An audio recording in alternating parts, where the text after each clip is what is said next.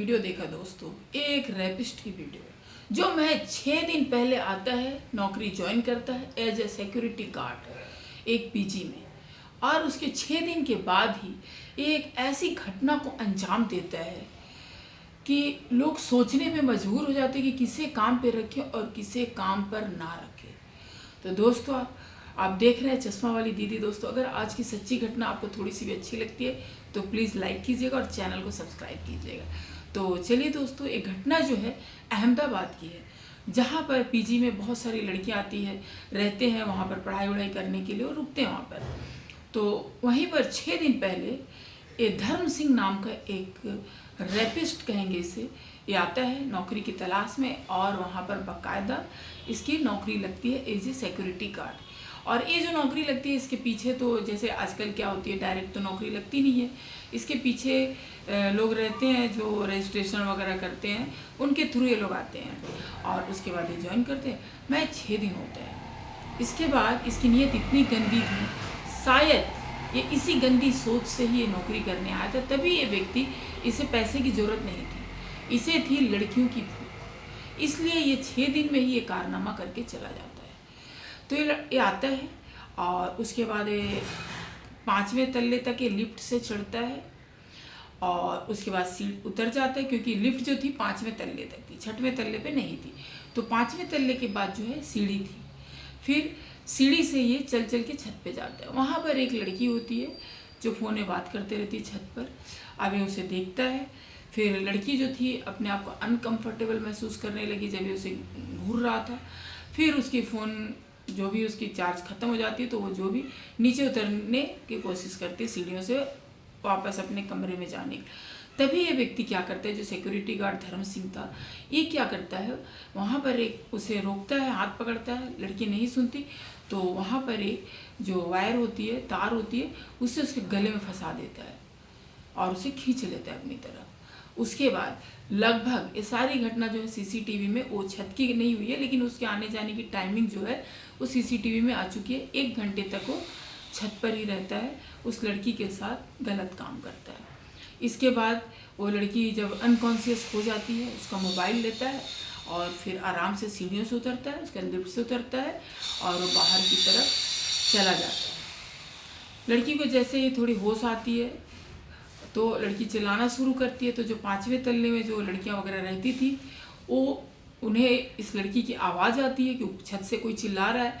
तब वो सारे दौड़ते हैं, देखते हैं बहुत ही बेसुध अवस्था में लड़की पड़ी होती है। फिर पुलिस को 212 में फ़ोन करके बुलाया जाता है। पुलिस वहाँ पहुँचती है और देखती है मौके पर कि लड़की के साथ बहुत ही गलत हुआ है जो भी।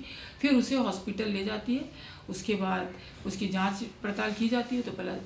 तो उसमें खुलासा हो ही जाता है। ऐसे लड़की बता ही रहती है कि उस व्यक्ति ने उसका रेप किया। और लेकिन अच्छी बात है कि उसने इसे मारा नहीं, जिंदा छोड़कर चला गया। जैसे आजकल बहुत सारे लोग आप देख रहे होंगे कि मार भी दे रहे हैं। तो एक चीज़ थी, कम से कम लड़की की जान बच गई। और कोशिश की होगी, शायद उसे लगा होगा कि ये लड़की किसी को नहीं बोलेगी, डर जाएगी और मैं अपना काम करके निकल जाता हूँ। लेकिन लड़की ने अपनी हिम्मत दिखाई और बताई लोगों से। और जबकि देखिए, जाना पहचाना चेहरा था, सिक्योरिटी गार्ड जिसे सब जानते हैं, उसके नाम को जानते हैं, फिर भी इतनी दरिंदगी। अब जो है वहाँ की पुलिस जो है पूरे हड़कंप में आ गया। वहाँ पूरा हड़कंप मच जाता है कि एक पीजी की छात्रा के साथ उसी पीजी के सिक्योरिटी गार्ड ने इस तरह का गलत काम किया। तो वहीं पर रात को ही शुरू हो जाती है पूरी। ये है आपका 9 बजे के आसपास वो छत पर जाता है और 10 बजे रात के आसपास वो नीचे उतरता है। तो पूरी सीसीटीवी खंगाला जाता है। तो वहाँ पर देखा जाता है कि वो किस तरह से चढ़ रहा है, किस तरह से उतर रहा है, बाहर निकल रहा है। फिर जो उसके जिस रास्ते से वो जाता है वहाँ का सीसीटीवी भी खंगाला जाता है। तो एक इस्कॉन का टेम्पल है, उस तरफ वो रास्ता जाता हुआ दिखाई देता है और वही रास्ता आगे जाकर स्टेशन की तरफ दिखाई देती है, तो अहमदाबाद का। तो पुलिस जो है वहाँ के हर स्टेशन को में इसकी फ़ोटो भेज दी जाती है कि इस तरह से पकड़ा जाए। पुलिस हर जगह तैनात हो जाती है। लेकिन सुबह का 6 बज जाता है, लेकिन ये व्यक्ति कहीं दिखाई नहीं देता है, किसी स्टेशन पर कहीं भी ये नहीं मिलता है। इसके बाद फिर से पुलिस जो है और भी खोजबीन करती है। तब पता चलता है कि ये किसी रूम में रुका हुआ था। वहाँ पर फिर जाते हैं पुलिस और वहाँ जाते हैं तो ये सोया रहता है आराम से। मतलब देखिए कितनी चैन की नींद सो रहा है, दूसरों की चैन को छीन कर खुद चैन की नींद सो रहा था। फिर पुलिस वहाँ से उसे पकड़ कर लेकर आती है, फिर उससे पूछताछ होती है तो एक्सेप्ट करता है कि हाँ गलती हो गई और माफ़ी मांगता है। उसके बाद उससे पूछा जाता है कि लड़की का जो मोबाइल तूने लिया वो कहाँ है, तो फिर वो बताता है कि मैंने उस जगह पर फेंका था। तो पुलिस जो उसके साथ जाती है मोबाइल को रिकवर करने के लिए, तो वहाँ पर ही देखता है कि किसी तरह मैं भाग निकलो। उसके बाद वहाँ पर जब वो भागने की कोशिश करता है तो पुलिस वहाँ पर उसके पैर पर गोली चला देती है, जिस वजह से उसके पैर में गोली लगने की वजह से, जो आप वीडियो देखे थे एक बार फिर से देखिए इस वीडियो में, किस तरह से भीख मांग रहा है। एक बार माफ कर दो, एक बार माफ कर दो साहब, एक बार माफ कर दो हमको, आगे से कभी नहीं करूँगा, नहीं माफ कर दो। तो देखा आपने कि किस तरह से अब वो गिड़गिड़ा रहा है, भीख मांग रहा है कि मुझे माफ़ कर दो, मेरी पहली गलती है, मैं दोबारा नहीं करूँगा। लेकिन क्या ये तुम्हारी गलती इतनी छोटी थी जो तुम्हें माफ़ कर दिया जाए? क्या उस लड़के की इज्जत तुम लौटा सकोगे? जो तुमने उसके साथ किया वो उसकी पुरानी ज़िंदगी तुम उसे लौटा सकोगे? नहीं। तो तुम्हें कैसे कोई माफ़ कर देगा? कैसे माफ़ी मांग रहे हो? क्या तुम्हारे अंदर इतनी हवस आ गई थी? आखिर में सिक्योरिटी गार्ड चढ़ा तो क्यों चढ़ा? 6 दिन हुए थे नौकरी करके और ये चढ़ गया ऊपर में। इसका मतलब हो सकता है ये इसी तरह का गेम प्लान करता होगा, हर जगह जाता होगा, यही का हथकंडे करता होगा। अब वो तो धीरे धीरे पुलिस जो है जांच पड़ताल में निकालेगी ही, सच्चाई क्या है वहाँ तक जाएगी। अब इसकी पूरी जांच पड़ताल होगी। तो हमने यही देखा कि आजकल के ज़माने में हम अगर सिक्योरिटी गार्ड के तौर पर जो हमारी सुरक्षा करने के लिए हम जिसे रखते हैं, हम जिसे अपने घर में काम पे रखते हैं, क्या हम किसी से भी सुरक्षित है? बिल्कुल नहीं है। ना तो काम करने वाले बहुत सारे ऐसे केस आए कि घर पे मार के चले जाते हैं, कुछ तो सिक्योरिटी गार्ड मार देते हैं, कहीं पर कोई और मार देता है। मतलब क्या महिलाएं कभी सुरक्षित नहीं होगी? हमारे घर की लड़कियां, बहू, बेटियां क्या कभी सुरक्षित नहीं होगी? क्या ये दरिंदगी इसी तरह चलती रहेगी? कब ये दरिंदगी ख़त्म होगी?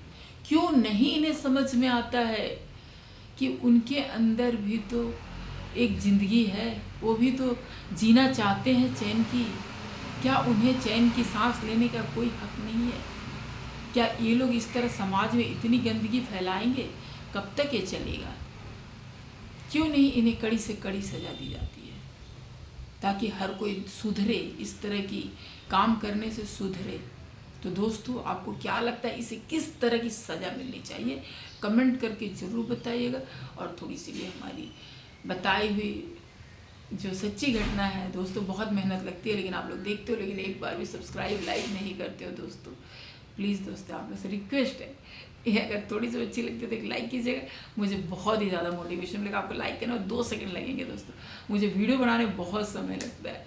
तो दोस्तों प्लीज़ कीजिएगा ताकि मैं इसी तरह की सच्ची घटनाएं आप तक पहुंचाती रहूं, ताकि आप लोग अवेयर रहें, जागरूक रहें, आपके घर पे जो बहन, बेटी, माँ, भाभी, चाची जो भी सुरक्षित रहें और इस तरह से बचे लोगों से कि किस तरह से आसपास से भेड़िए घूम रहे हैं नोचने के लिए। तो दोस्तों राधे राधे।